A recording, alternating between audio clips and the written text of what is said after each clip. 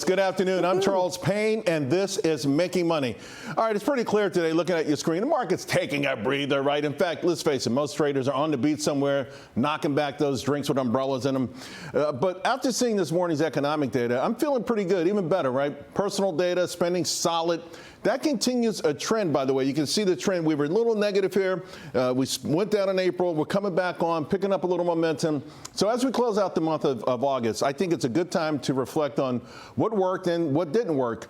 But the main thing, and I want everyone out there to think about this, to remember that the fearmongers, they're rarely right. They always have a platform, but they're rarely right. So be very careful when you make your investment decisions. I say that as we enter the most challenging month of the year, September. I don't know if you've already sold yet. The last 10 years, it's been down an average of 1.96%. But look next to it, August.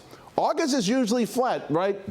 But the second half of the month also usually sees a sharp downturn in that month, and that's the momentum that goes into this month. But look at this month. So far, August, not too bad.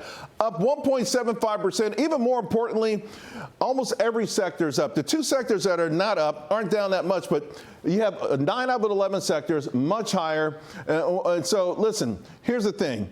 Think about this. You see those red candles at the end of July and then that huge spike down? That's how we began this month. We were down huge coming out the gate, and everyone said, again, get out of this abandoned ship. And of course, we made this big move. We lost 100 points on the first day of trading in August.